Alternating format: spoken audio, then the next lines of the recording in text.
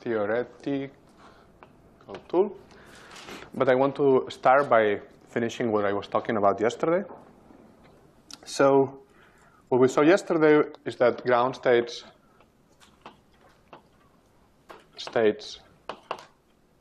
of local Hamiltonians, okay, obeyed this scaling of entanglement entropy, which was L to the d minus 1. So here we'll work in d space dimensions.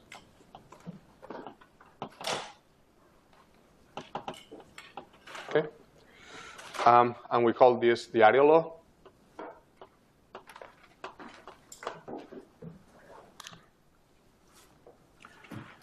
And this was valid for both gap Hamiltonians and what we call gapless of type 1. And that had to be compared with, the generic state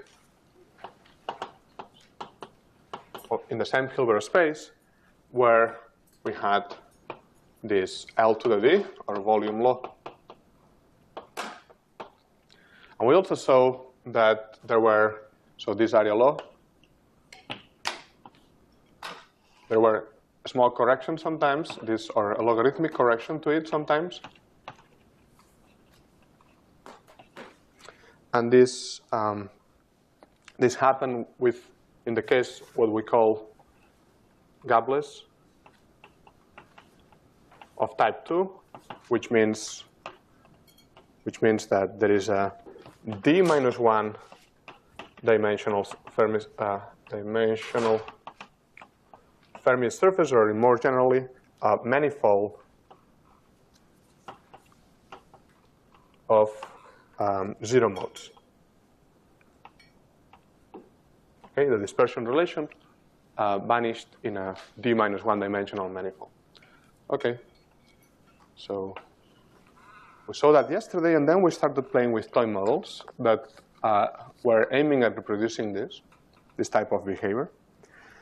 And one of the toy models we explored was in 1 dimension, was giving us this logarithmic scaling that we see in critical systems. And now what I want to do is I want to complete this example. Remember that we saw yesterday, or we argued, was that for a critical case, critical system, we would invoke scale invariance in the form of saying that each scale, length scale in the system, was contributing an equal amount to the entropy of a block, meaning we had short distance contributions. Okay, but at the next length scale, we also had a contribution. And then in the next scale, we also had a contribution. And what we were doing was we were adding contributions. So the total entropy for a region of size L in this case is equal to 8, was equal to 2. That was because we had two boundaries, and the contributions were coming from the boundary, 2 times, and then the number of length scales that would contribute to it. And in general, here we had log 2L contributions, because what we're doing when we count length scales, what we're saying is we divide effectively the region into 2 every time. Okay, so that gave us this 2 log 2L.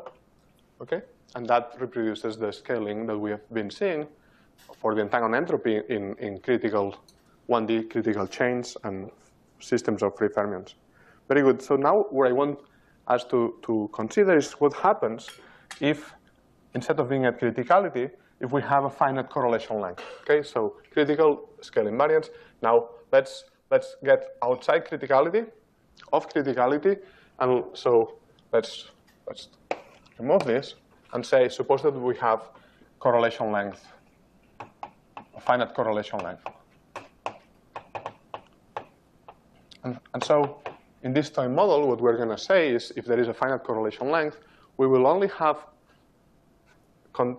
entangled singlets. Remember, these were singlet states up to that correlation length. Okay, so if we say, for instance, that the correlation length here is given by a distance like this. Okay, so if this is our correlation length, then when we compute the entropy, the contributions to the entropy, we'll have this one, but this one disappears. Okay, disappears because we just define our extended toy model for systems with a gap now will be such that we only have singlets up to that correlation length. Okay, and let's see what that implies then for the entropy. So obviously, in this case, in this calculation, well, yeah, we would be missing some contributions. So let us look at how this looks. So suppose that we have this correlation length that we define to be, say, 4 spins. So let's take that toy model and compute again the entanglement entropy as a function of L. Okay. So if the region A is small, then I get what I expected. Okay. So S of L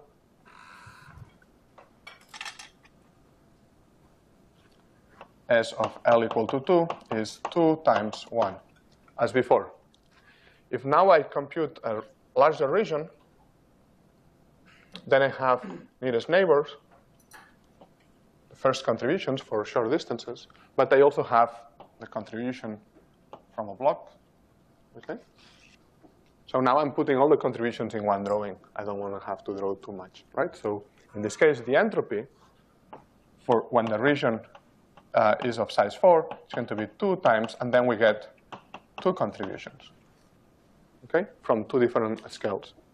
That's because the size of the region we're looking at is still not larger than the correlation length. But now we hit L equal to 8, and when we look at the entropy for L equal to 8, we have the short distance contribution, the next distance, so the contribution from the next length scale, but we have to stop, right? Because we already said that the next contribution is no longer present, because we are not, this toy model does not have singlets at distances that are larger than the correlation length. And so what we see is that when we now plot SL, the entropy, for a block of size 8, we have 2 times 1 from shortest distances, 1 from the next one, and 0 from the other correlation, the other length scale that we would consider. And so you can imagine doing this for L equal to 16, and we'll find the same. It's 2 times 1 plus 1 for short distances, and no contributions from longer distances. Okay? So in general, what we see is that we have that the entropy now is 2 times, and then 1 plus 1 plus many zeros, as many zeros as you need, so that there are still, we're looking at log 2 different length scales, but only the shortest ones are contributing. Okay? So let's put this all together. What we are saying is that in this case, right? In this case, what we have is that if the length of the interval is smaller than the correlation length, okay, we still have the same behavior as in the critical case. What we find is that then S of L is proportional to log of L. But if instead L now is bigger than the correlation length, okay, then here we were growing 1, so this was 1, then 1 plus 1, but suddenly we stopped adding contributions. We stopped precisely at the correlation length. Okay? So how many, if we look at this, there are log 2L contributions, but these are 0, and the ones that are non-zero are precisely log 2 of the correlation length. Okay? So let's plot this and see if it looks familiar. So we have log L. We want to plot this entropy. What we're saying is we're going to go logarithmic until we hit the correlation length, in which case we're going to go constant, right? So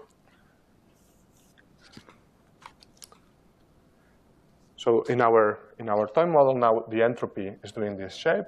It first grows logarithmically, and then it saturates to a constant.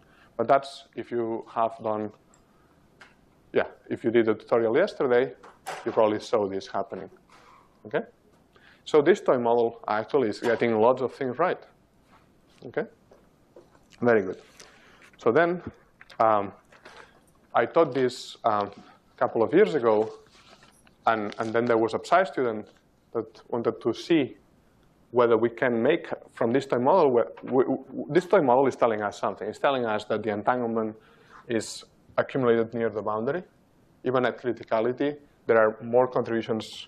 So yeah, the contributions are coming from the boundary, and then they become more dispersed.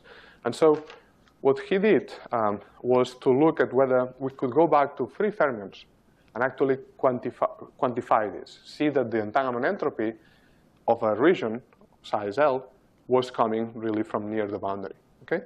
And so let me briefly describe what he did.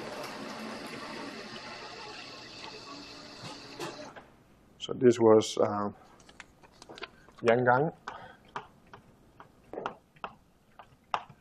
Chen, and that was his Psi project, and they ended up in a paper, which you can find. It's published, but I give you the archive number.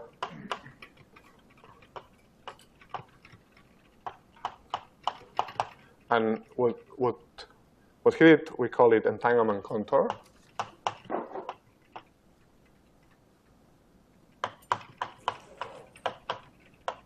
Okay? And it was a way of understanding how entanglement is distributed in space. So what we're saying here is that we have our interval, A, we trace out the rest. And we have a sites 1, 2, all the way to L. Okay? And remember that, well, with free fermions, this is something, a formalism developed within free fermions. We have that the reduced density matrix, rho A, is characterized by this correlation matrix. And we can diagonalize it by some unitary V. And this diagonal then, remember that contain eigenvalues, mu1, mu2, mu L. And that the entropy of this region was a sum of contributions, each one coming from one of the eigenvalues. So, and what we had here is that if we call the real space operators, fermionic operators, A1, A2, AL, then what we had is that we could define a vector. So if we define a vector of real space operators in this way, then we could define a new set of operators, C1, C2, CL, which would diagonalize the correlation matrix, for which the correlation matrix would be diagonal. And these ones were given by linear combinations of this form in terms of the real space one. And so here's what we have. We have that the entropy of the region is a sum of contributions. Okay? Each contribution comes from an eigenvalue which is attached to one of these C's. Okay? So let's see this.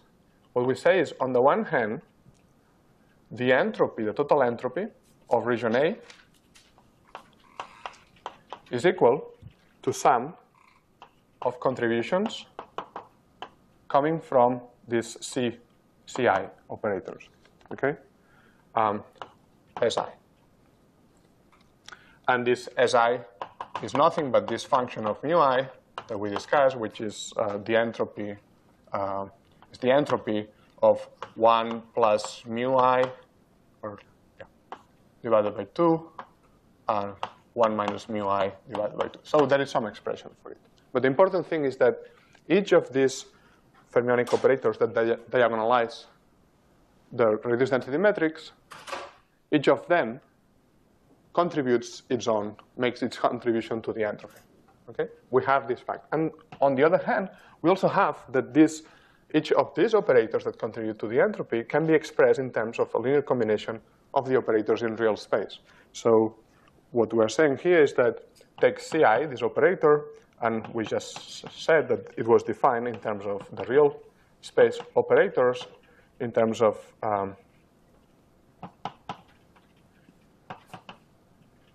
some coefficients, where these coefficients are given by some unitary transformation.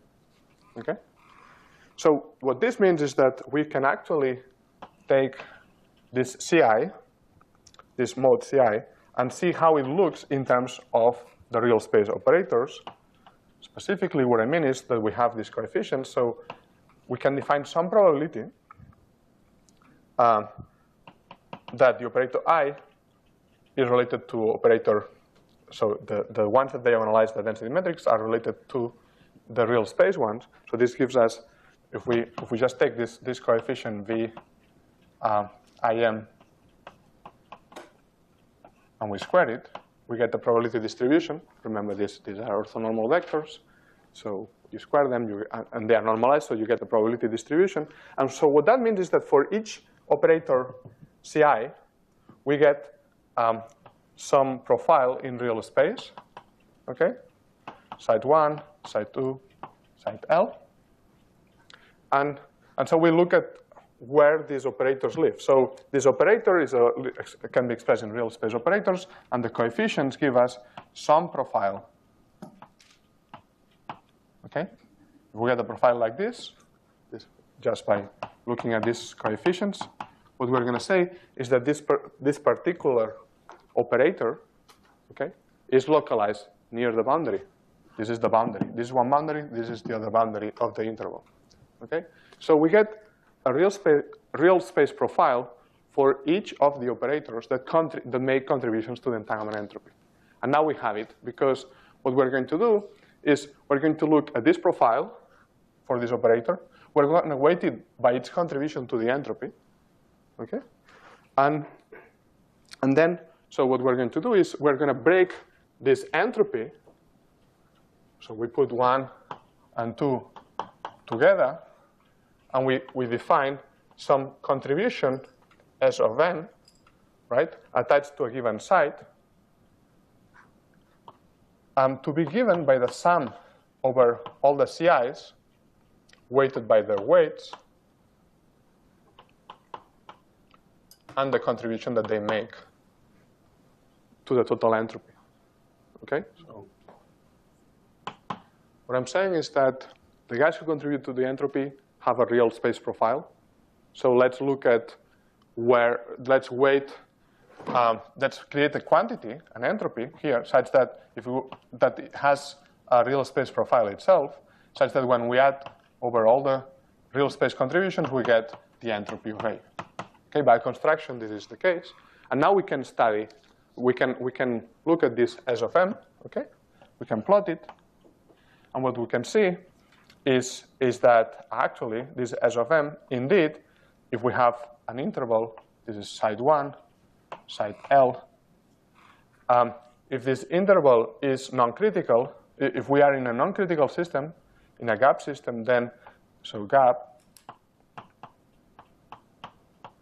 then this profile will be concentrated, exponentially concentrated near the two boundaries, okay? And that's just what we said before, that there are only some contributions coming from the boundary. And in the gap case, in the gapless case,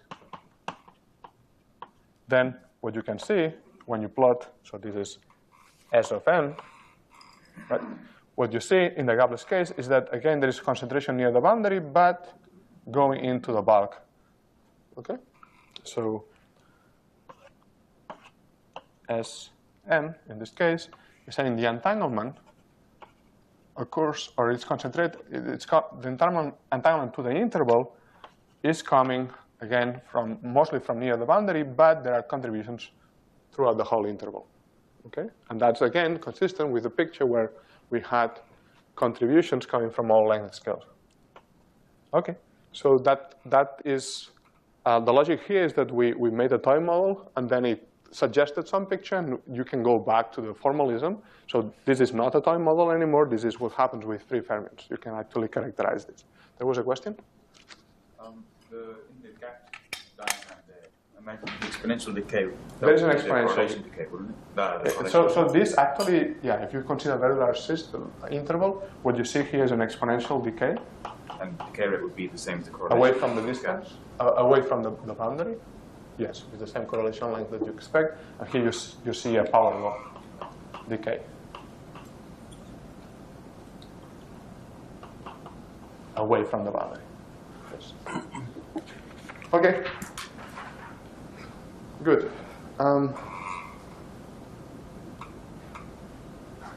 So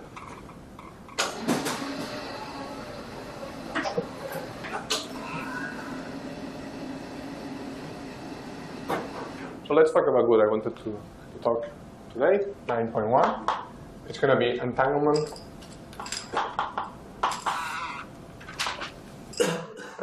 entropy,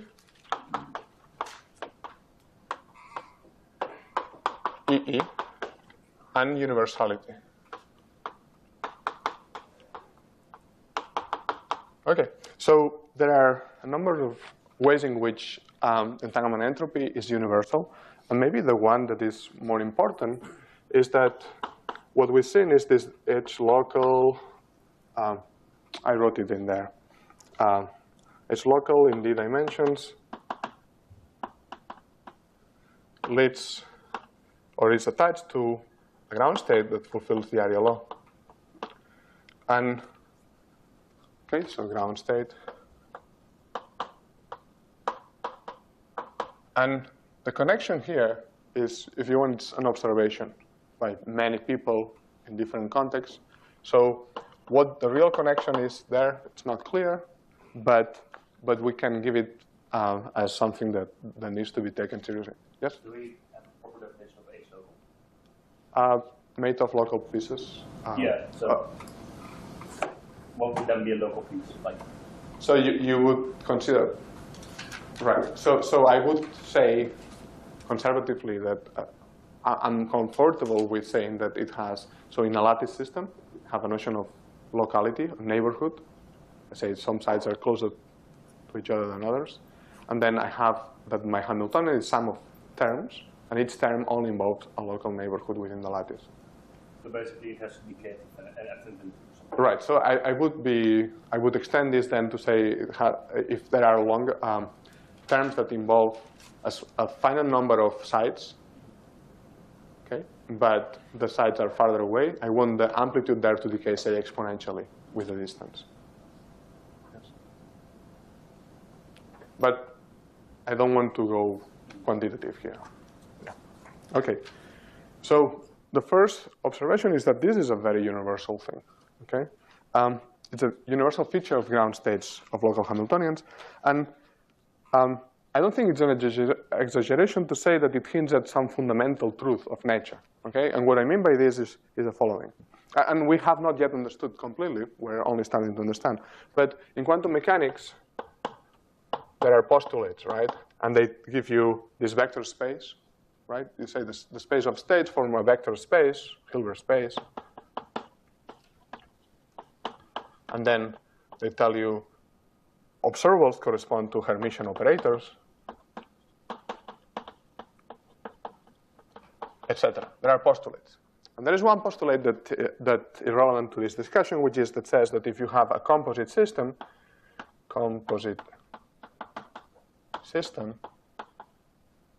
A and B, then the vector space is given by the tensor product.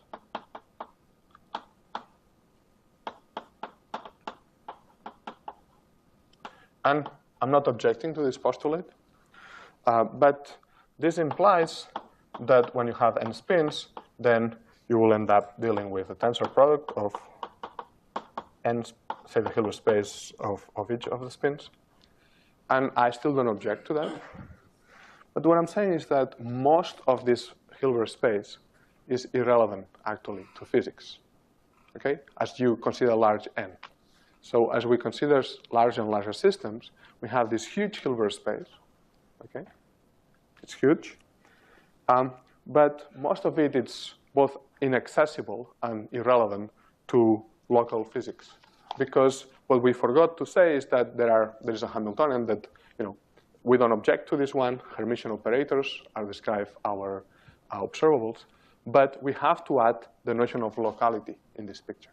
And the notion of locality appears when we consider systems of many pieces. Okay?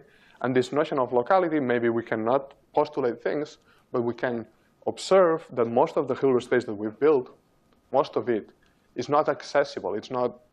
It's made of states that will not appear, that we cannot even prepare with a quantum computer. Okay?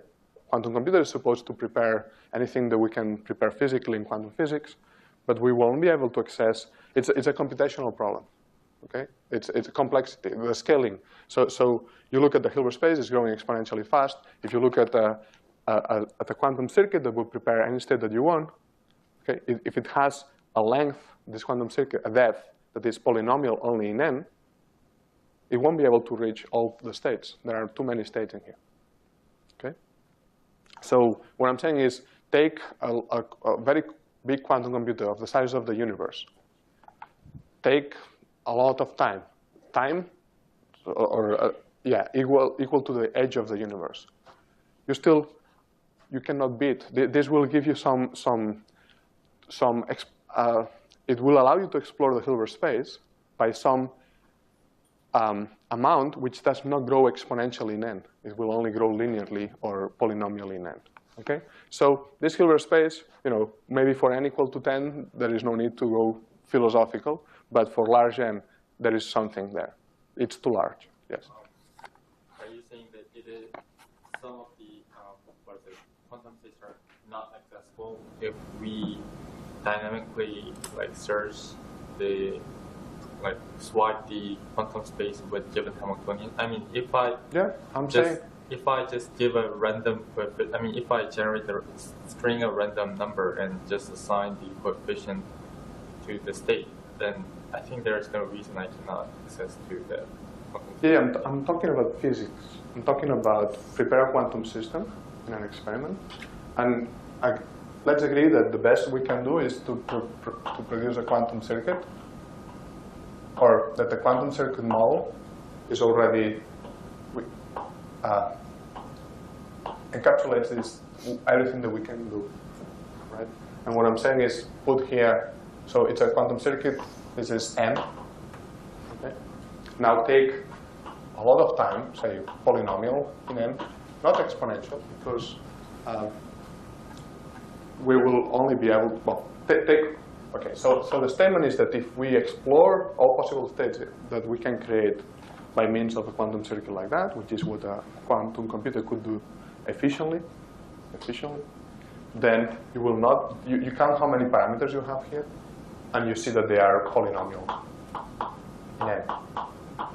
Okay?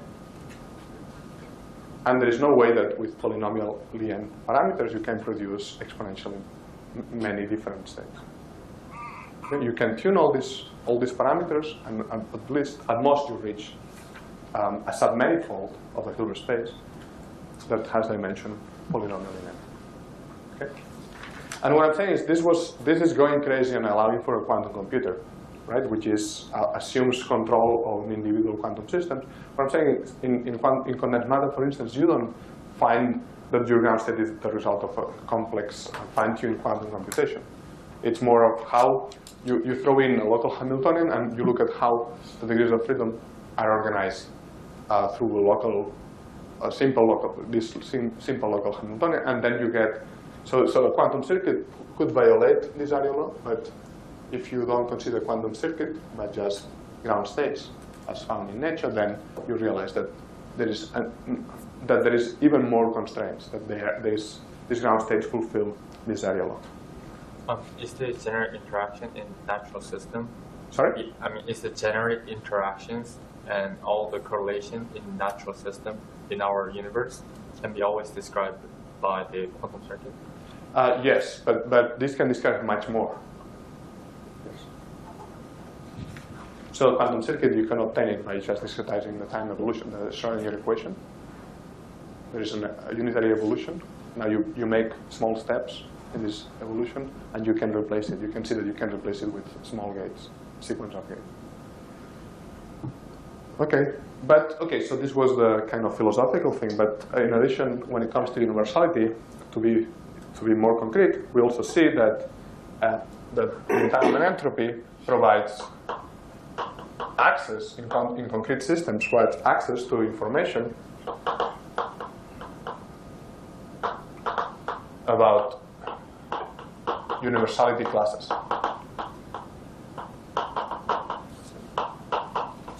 So what I mean by this is that you can think in the sense of an RG flow in the space of theories. So you could have some RG flow going from, you consider a space of more general space of Hamiltonians with local couplings, and this is highly dimensional space, and then you can start wondering what happens or what are the fixed points of this flow, and then you identify them with both gap phases, so fixed points. You can identify them with gap phases of matter, and also with phase transitions.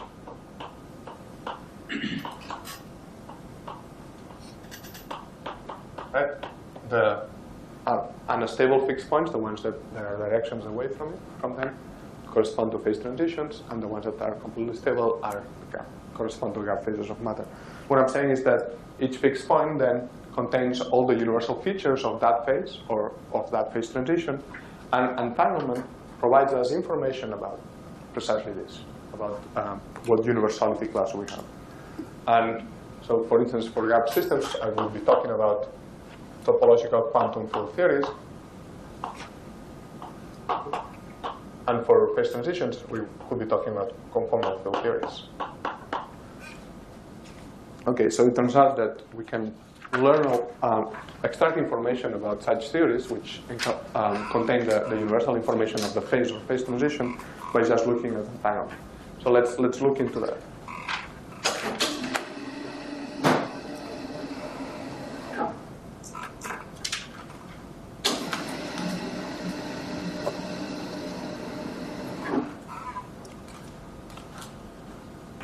So first, let's look at entanglement entropy in quantum phase transitions.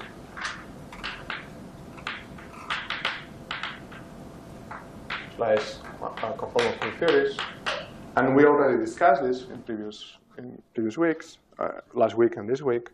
So what we have is that the CFT represents this universality class of the phase transition, and it's in turn characterized by the conformal data.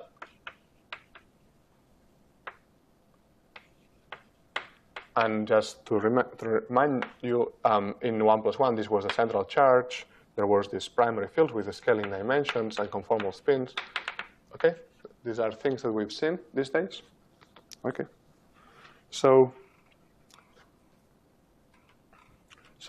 let's try to think what that means. So suppose that let's consider 1+1 dimensions, as we've been discussing these days, and so imagine that you have a way of computing the ground state wave function. Okay. Let's not worry about the complexity now. So there are 2 to the n coefficients, but imagine that we have a very powerful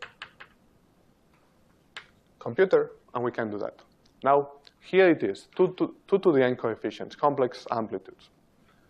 It's full of irrelevant details. This might be the wave function of a critical system, right? But how do we extract the information? How do we extract the universal information? So information we have a lot, okay, 2 to the n coefficients. That's a lot of information, more than your hard drive can handle. But let's not worry about that. The question is, how do we extract the relevant universal information that tells us exactly what phase transition we are talking about?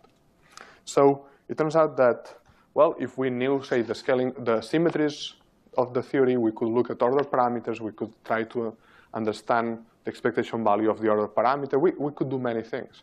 But what's really impressive is that we don't need to know anything a priori to compute the reduced density metrics. If they give me the wave function, I can compute the reduced density metrics on a region A. Okay, I can plot how, for different sizes of A, how this entropy scales. Okay, and from there, I still didn't know anything about the phase transition, the theory, or anything. I just did something mechanical. Okay, and I read from here the central charge. Okay, I think this is very remarkable. We didn't know anything about the theory.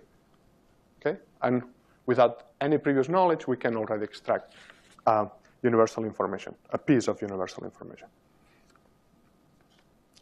Okay, and how much have we learned? How much have we learned?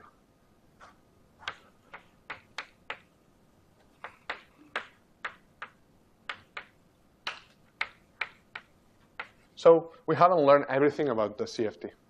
We have only learned the central charge, but it so happens that for central charge smaller than 1, there is a discrete set of what's called unitary minimal models. And these include, so there is an expression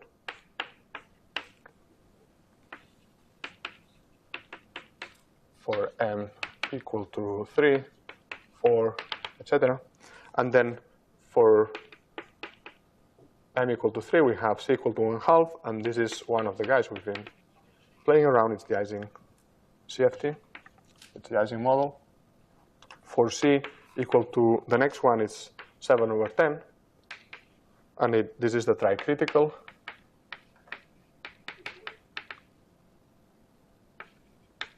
Ising model.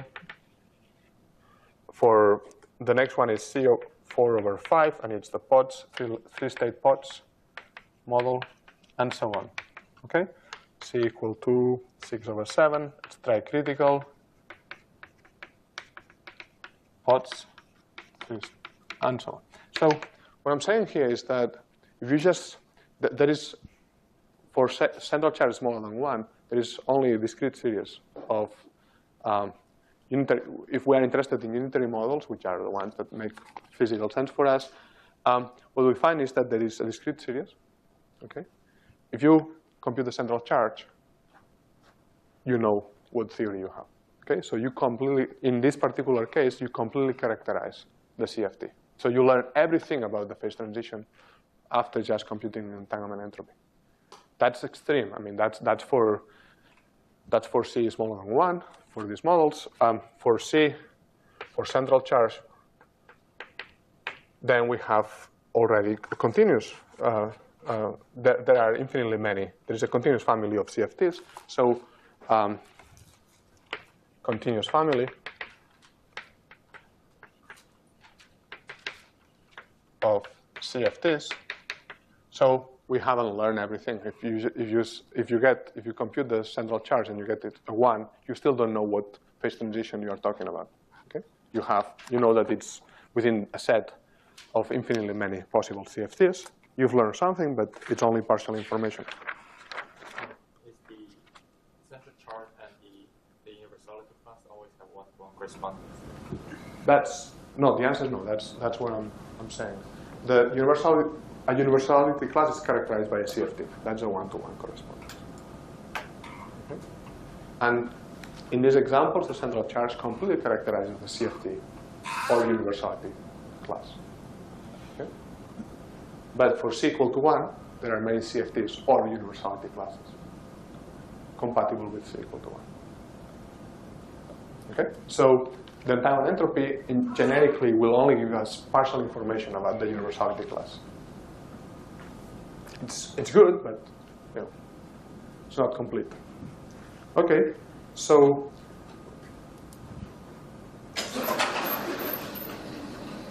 what else can we say about entanglement entropy in critical theories? What we have is there is this C theorem,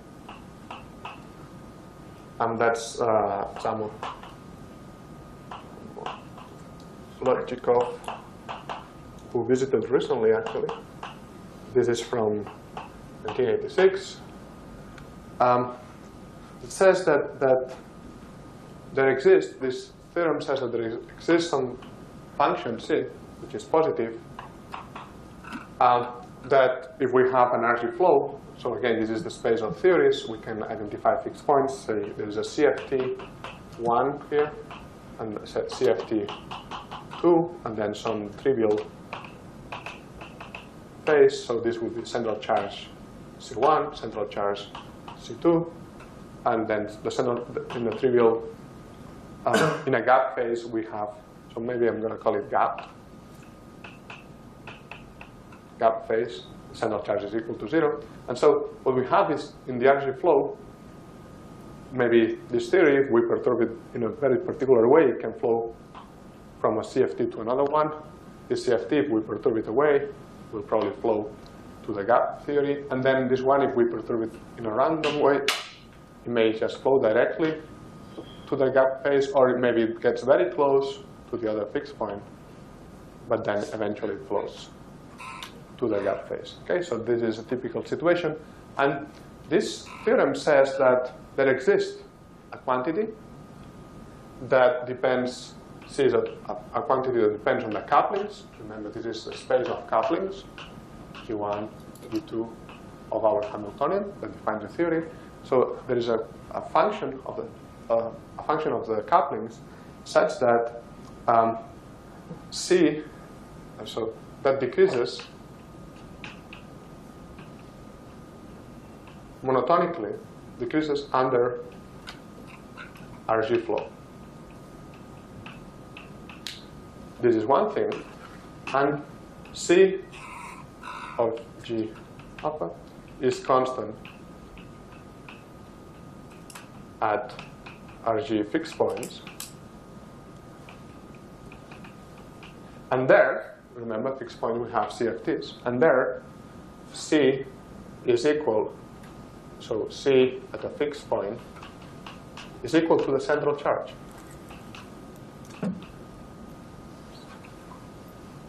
Okay, so that's a very important result. It tells us that there is that not all the CFTs are equivalent in the sense, from the RG sense, in that if this central charge, this CFT can only flow into this one if the central charge is larger or equal than this one. Okay? If this central charge was larger than this one, there will not be a possibility of flowing from one to the other, because it would contradict the existence of, it would contradict the monotonic behavior. Okay? So the existence of such C function is very important. It tells us that we cannot flow from CFT with small central charge to a CFT with larger central charge. Okay, so this was a big deal. And then it turns out that there is a version based on entanglement entropy.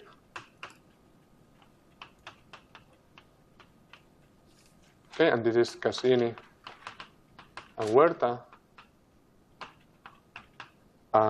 in 2006, so 20 years later. And this proof just says, actually, if you take the entanglement entropy, okay, it's a function of L, and you take the derivative with respect to L, and you multiply by L, okay, this thing, and let me multiply by 3, you'll see why. This quantity is a C function. It's one that fulfills, such that decreases monotonically. And the proof, so this is a C function. So it's not the same that was found by Zamolodchikov in his original derivation, but it doesn't matter. It also fulfills the same role. It tells you that there is a irreversibility in the RG flow. And the proof is very simple, and you can go and have a look at it. And it uses just what? Lorentz invariance. It assumes Lorentz invariance. So assumes. It's a physical assumption. I think it assumes also unitarity. But all CFTs are Lorentz invariant. Okay, so what are we assuming? Unitarity is a constraint, but we're interested in CFTs usually that have a Hilbert space with positive scalar product or norm. So that's fine. And then it also uses, but this is not an assumption, it uses a property of entanglement entropy, which is called strong subadditivity. Strong subadditivity. And this is not an assumption, it's a property of entanglement entropy, okay? Of the entanglement entropy. So assuming a couple of very reasonable things and taking a simple property of the entanglement entropy, you can show that this is a C function. And in particular, what this means is that if we plot, so let's do something that is close to what we've been studying. Suppose that you have the XX model, which we've discussed that corresponds to some CFT with C equal to 1, and the Ising model, which is CFT with C equal to 1/2. So if there is a perturbation of XX model that goes into the Ising model, then what we could do is the following. We could plot the entropy, okay? So we start with this model, and remember the Hamiltonian is very simple, is sigma x, and now I'm gonna add some little perturbation here.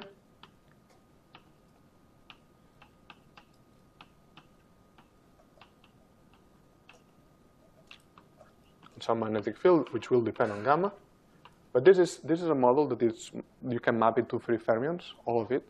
And so you could analyze it for very large systems. And what I'm saying is, for gamma equal to 0, we go back to the XX model, okay, where sigma x and sigma y have the same weights. So we will be here in this fixed point. But if you now put gamma very small, okay, but you add a little bit of, you unbalance these two terms a little bit, then this will start flowing. This is a relevant perturbation of this model, and what you will see is that at short distances, the entanglement entropy doesn't react automatically, because at short distances, all the physics is still the same. Okay, you've changed the Hamiltonian just a little bit, so you would see that the entanglement entropy is growing like that. But at some distance, you'll see that it starts to departure from this 1/3 log L, and it'll switch into 1/6 log L, okay?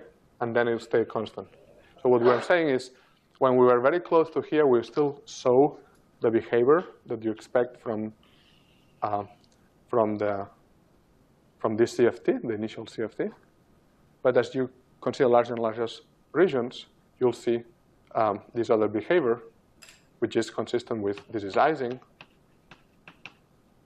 C equal to 1/2, and this was XX, C equal to 1, okay?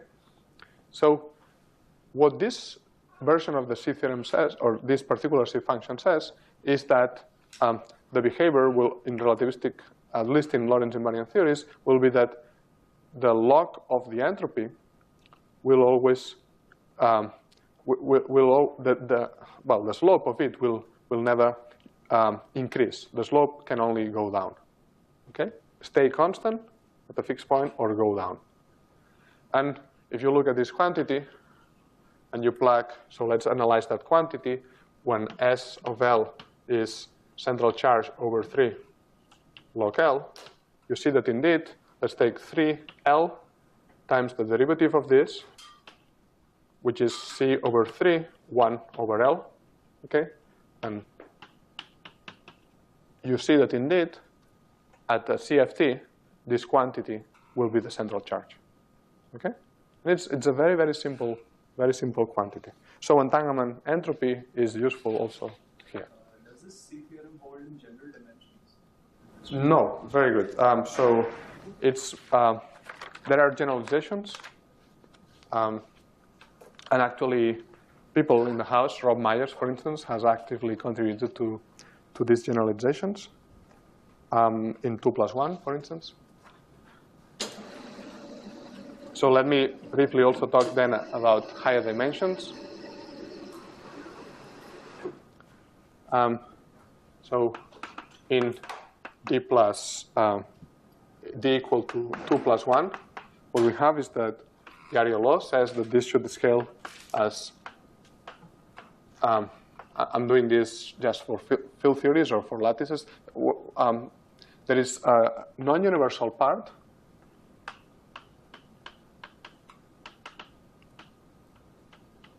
and then a universal part. And so this is the area law. You recognize the area law here. We're talking about 2+1, so space is 2-dimensional, and what we're looking at is a region of say, a circular region of boundary or of linear size L. And then we see that the entanglement entropy, as expected, okay, and I'm talking about CFT here, okay, that the entanglement entropy is expected is proportional to the size of the boundary. And this, you can, again, remember, there is this picture that says that it's made of short contributions and then also longer contributions, and so at all length scales, but the dominant contributions are proportional already to the size of the boundary. So we get this term. And then we get a correction, okay? And this correction can be shown to be universal.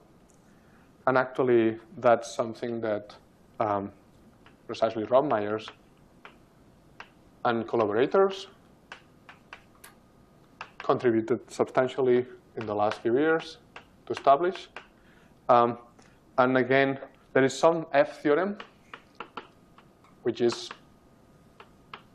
an analogous or generalization, higher dimensional generalization of the C theorem, which also states that this quantity can, so this is universal at the fixed point of CFT, but also under the energy flow is going to have a monotonic behavior.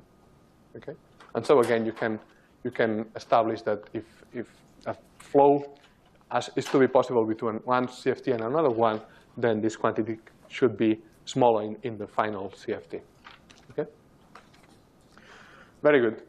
And there are many things we could talk about, and today is the last day of the week that I want to talk about entanglement entropy. So I'm just going to make a pointer here and move on. So there is this ADS CFT, or holography. There's ADS CFT correspondence or holography. And again, in the house you have many experts, such as Rob Myers or Pedro Vieira, who's teaching next. And so you should go to them for details. But the basic idea is that, again, the entanglement entropy of a region so this is a duality between theory in D plus 1 dimensions and a theory in D plus 2 dimensions. This is a field theory. And this is a gravity theory. Okay? And the idea is that the entanglement entropy on the quantum field theory side can be computed or can be equated to the size of some minimal surface on the other side. Okay? So I don't know, I can write something here, but it's not going to be very informative. And all I want to do is to say that this is a big deal in holography. And so some of you, if you are interested in holography, there is a lot that you can that can be said in that direction. Very good. And I want to manage this last 5 minutes. Okay. So I think that, right. So I wanted to tell you also about topological order, but I don't have time. I wanted to tell you that this topological order would correspond to the gap phases, the case of gap phases, so fixed point, again, of the RG flow, but this time gap phases. And they form their own universality class. And again, entanglement entropy can be used to extract information about the universality class for systems with topological order. Okay? So it's not only critical systems, but also systems with topological order. And then I want to use the last 5 minutes to quickly discuss what we can say, what we already know beyond entanglement entropy. So remember that, so this is going to be 9.2. I want to talk about the entanglement spectrum.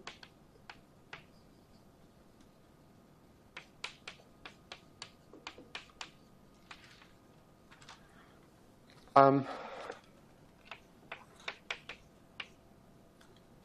so remember that when we studied at the beginning of the week, we reviewed basic background on entanglement. We defined this Schmidt decomposition. So you have a system of two pairs A and B, and you can decompose it in a canonical way. call this Schmidt decomposition.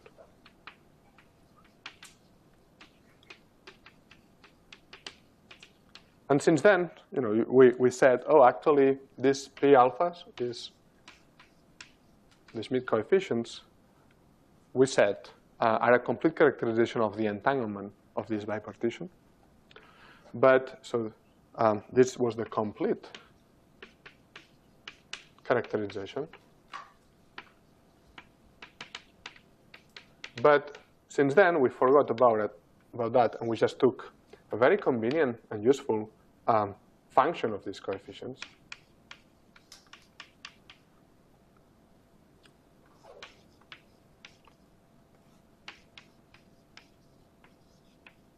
Okay, and we've thrown away the rest. I mean, there is much more information here than here. Okay, so working with the entanglement entropy was, if you want, necessary to simplify things and to make progress, and it's been extremely useful.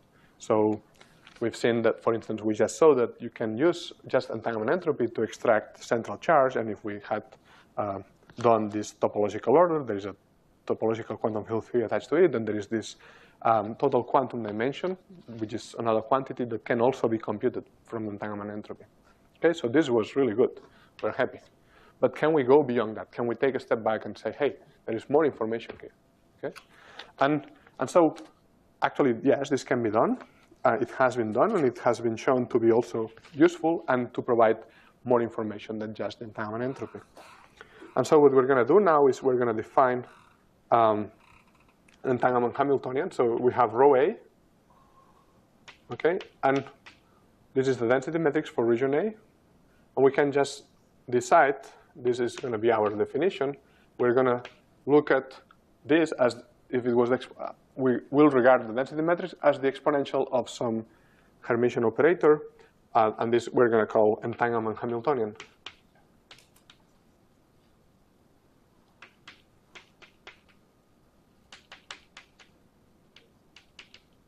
Okay, and if you want, no big deal, but if you want, the definition is minus log of rho A, okay? And the base log should be 2 for consistency, but I'm not going to worry about that. So what we're saying basically is that if rho A is U diagonal P1, P2, P whatever, then K is unitary, and then in the diagonal what we're going to have is minus log of P1 minus log of P2, etc. And we're going to call this minus log of P alpha, okay? We're going to call this E alpha entanglement energy.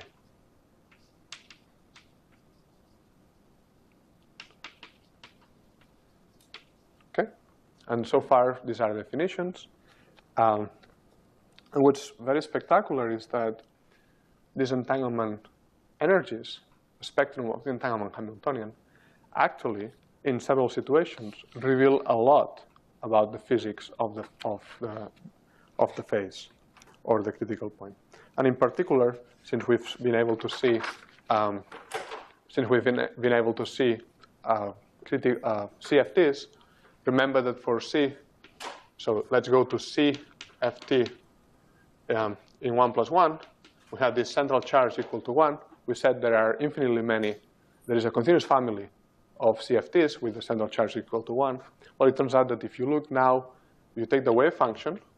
We said if you look at entanglement entropy, you determine that C is equal to 1. But if you look at the entanglement spectrum, okay, you can actually characterize what's called the compactification radius, some parameter that parameterizes all this family, okay? And so you can determine some compactification radius.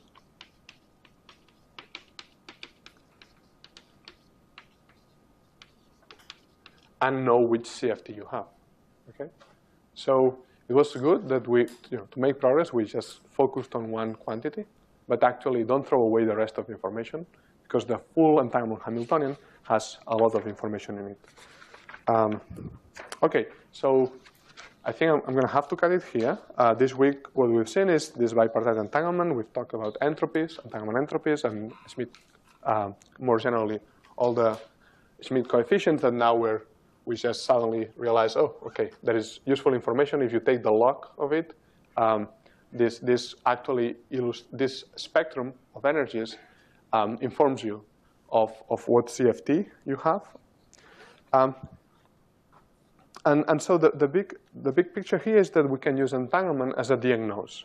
Okay, it's a theoretical tool. It's not just it's not the result of a calculation only. It's actually some quantity from which you can learn about the physics of the problem.